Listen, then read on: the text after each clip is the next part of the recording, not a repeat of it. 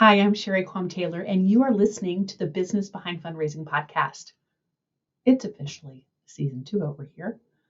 And today I'm talking about why I'm no longer talking about nonprofit scarcity. So, your official welcome to season 2. Thanks for getting me through season 1, getting into the new pace of a podcast that launches every week. And in that season 1, we went through a lot of the fundamentals of my methodology. I gave you a sneak peek into the process that I walk people through and the topics that we solve, which are really under that waterline of the that you can't see in the iceberg. And so I'm glad you're back for a season 2. Now, as I was processing what I wanted season 2 to be, I took a second and got away from my desk and did some thinking. And really was processing, what are my current clients talking about? What are their biggest questions? Who are they? What are their problems they're trying to solve? So I have some pretty awesome clients right now, so it really didn't take me long to decide. And so what I want to talk about this season is I want to talk about growth. I want to talk about nonprofit growth strategies beyond traditional fundraising. And so when I mean growth, or when I get really excited to talk about growth, I'm talking by millions. I'm talking to those of you who are scaling quickly, who perhaps scaled tremendously in these last couple years. You are running amazing businesses. You are already in abundant mindset. You kind of have 2020 in the rearview mirror. Doesn't mean we didn't learn from it. Doesn't mean we don't want to go back. But through this process, I really decided that there's too much chatter still in the sector about scarcity. And so I don't want to add to that anymore because frankly, it's just not representative of who we are. And there's some toxicity in that. And I think it kind of keeps us on a cycle of negativity and the opposite of abundance, which would be scarcity. So there's a couple perks in this I'll walk through. One of them is for you. To be honest, ending the scarcity conversation attracts investment level donors. It does. When you are serious about growing by millions, when you are serious about 2x, 3x, 5x, I've got those clients right now, it attracts investment level donors. They want to invest in forward propelling organizations. They want to know that you have a plan. They want to know that this is happening. Certainly, you want to invite them to invest in those lives being changed and in your mission and programs. But there's a plan in place. And so I want you to not be afraid to put your foot on the gas pedal. We also know that pushing into this abundance mindset helps us attract unrestricted gifts. It helps us attract overarching gifts that support the entire mission and not just project-based revenue. I know, some donors want to fund projects. That's cool. We want to do that, but don't make the assumption that everybody does. So I do not need to tell you that for you to grow and scale and have full flexibility to actually do the amazing growth initiatives that are in your strategic plan, you need general ops funding. You need the majority of your funding coming in that is unrestricted. And to be really honest, isn't that kind of the opposite of what we've been told? We're told donors only fund projects. Donors want to touch and feel where their money went to.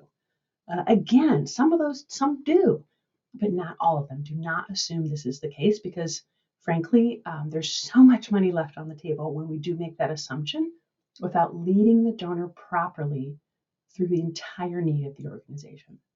Okay, so that's a perk for you. I promise you, it attracts investment level donors and donors you can have a long-term sustainable relationship with. That, I'll be really honest, it's a win-win. It's a win for you, it's a win for the donor. Not a slimy relationship at all. Okay, perk for me, I guess I'll start the season 2 talking about a perk for me. To be really honest, this is kind of shift even internally for myself. And this is the scarcity conversation, of course, is brought up in, gosh, every podcast and webinar that I do. But ending it for me is really kind of, I guess, a stake in the ground to be attracting my tribe. I want to work with leaders who don't have small growth plans. I want to work with nonprofit leaders who are killing it and have great big growth plans. I want to work with growth-minded, abundant thinking entrepreneurial leaders. Frankly, that's how I would describe myself. There's only one option, and it's up.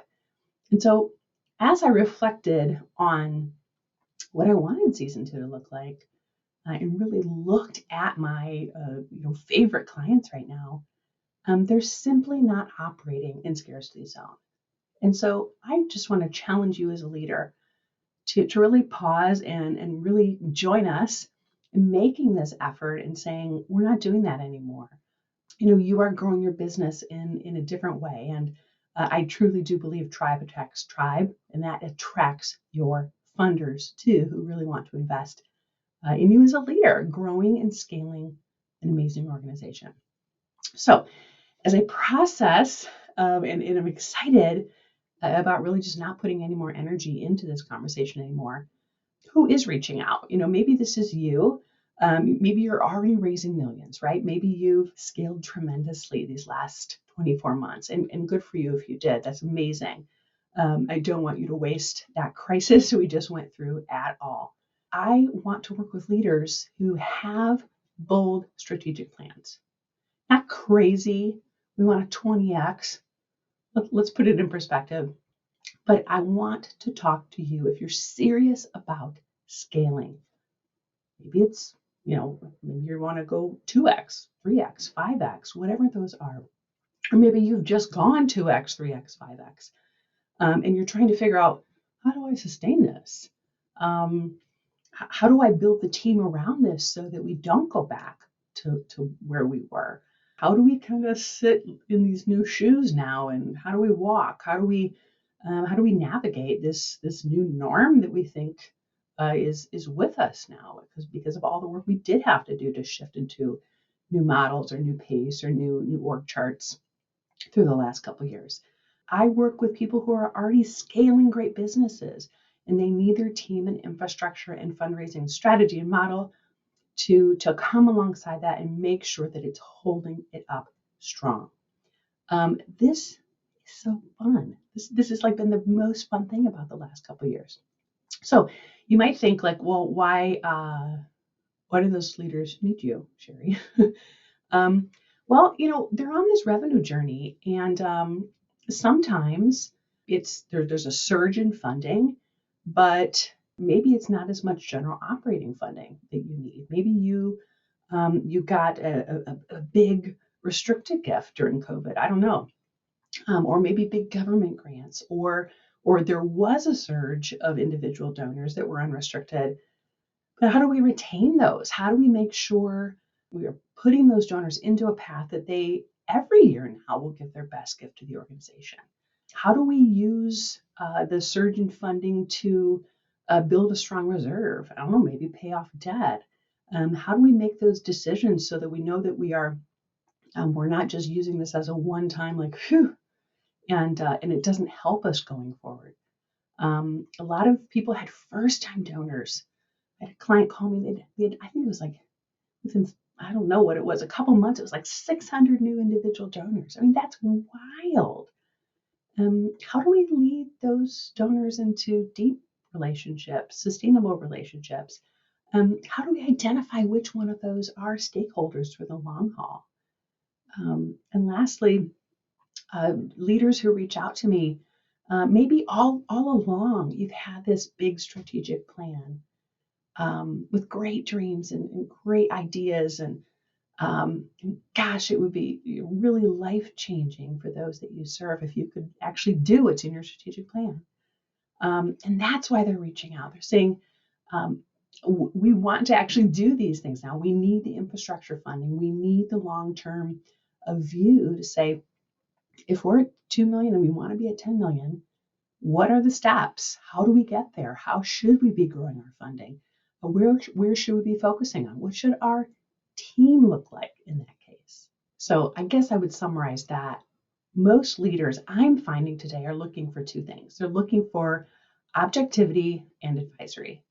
And so objectivity is one of those weird things that is hard for me to really put value on. But sometimes leaders, I need it too for my own business. We need the objectivity because we're too far in. We can't see sometimes the solution that might be right in front of our face. And so often that objectivity in reimagining even what your revenue generation could look like in the future. And then maybe it wasn't just a one-time bump.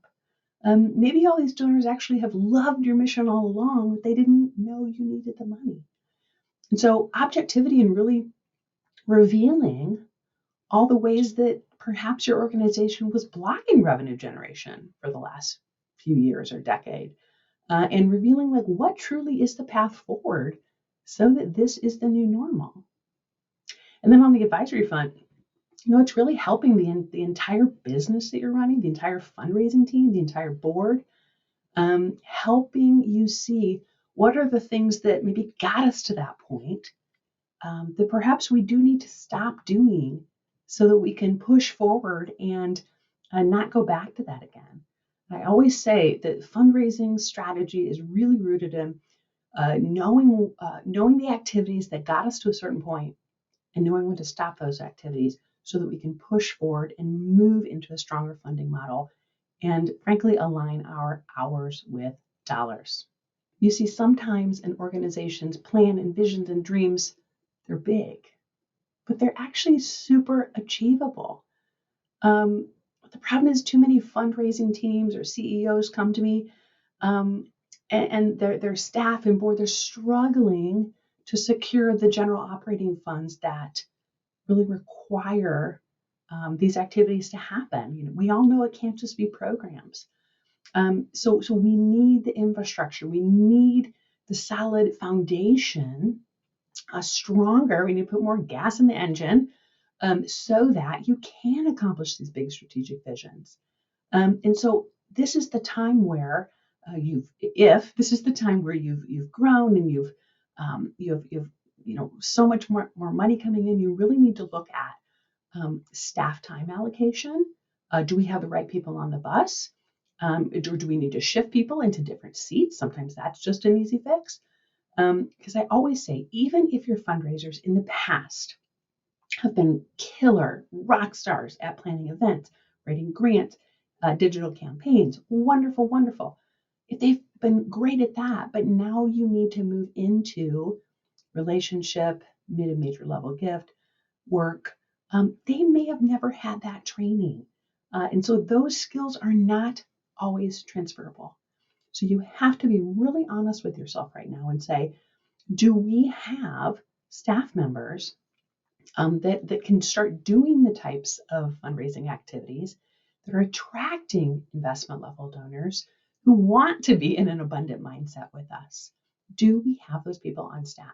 This shift is possible. I see teams shift into these activities every single day.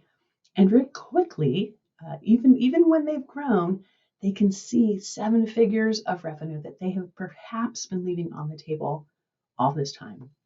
So making the shift or keeping this new level of revenue is completely attainable. But you have to first look at the business behind the fundraising before we just fix it with new fundraising ideas.